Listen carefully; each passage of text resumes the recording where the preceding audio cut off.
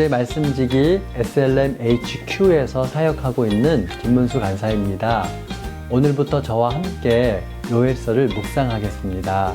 요엘서를 통해 하나님의 마음을 알아가는 시간이 되기를 바라고 있습니다.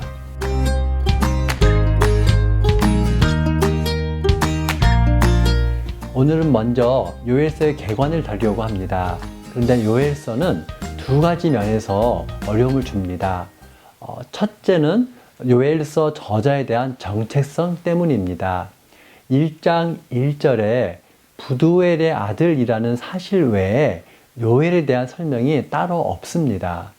요엘이 어디서 살았는지 그가 어떤 사람인지에 대해서도 알려진 것이 없습니다.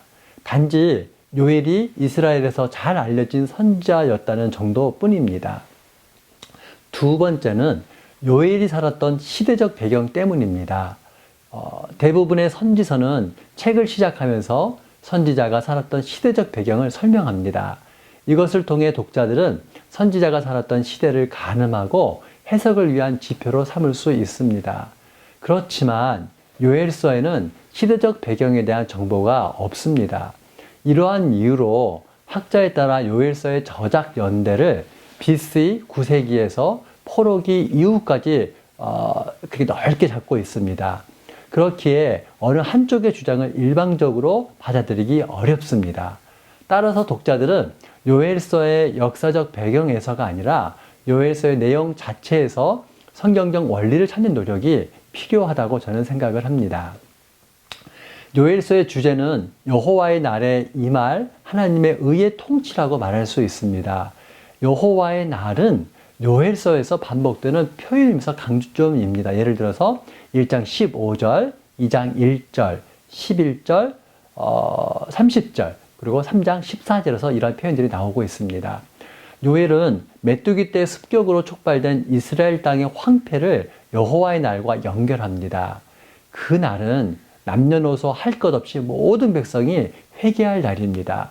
그러나 요엘은 회개에 따르는 회복을 예견도 합니다.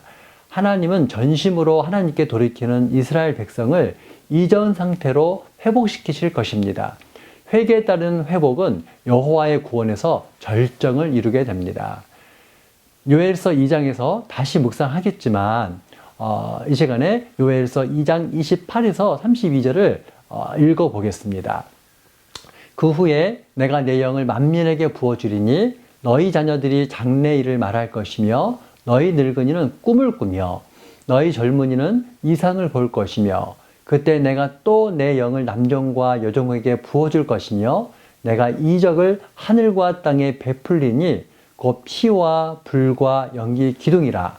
여호와의 크고 두려운 날이 이르기 전에 해가 어두워지고 달이 핏빛같이 변하려니와 누구든지 여호와의 이름을 부르는 자는 구원을 얻으리니 이는 나 여호와의 말대로 시온산과 예루살렘에서 피할 자가 있을 것이며 남은 자 중에 여호와의 부름을 받을 자가 있을 것임이니라.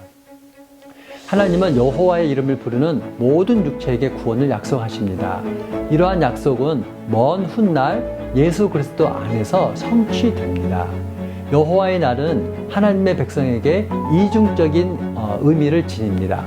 이스라엘을 괴롭게 하는 열방은 하나님의 심판을 경험할 것입니다. 그러나 하나님의 백성에게 여호와의 날은 구원의 날이요 하나님이 주시는 복을 경험하는 날이 될 것입니다. 오늘날 신자에게 여호와의 날은 먼 미래에 있지 않습니다. 지금이 구원의 날이요 우리를 향한 하나님의 사랑을 풍성히 경험할 날입니다. 샬롬.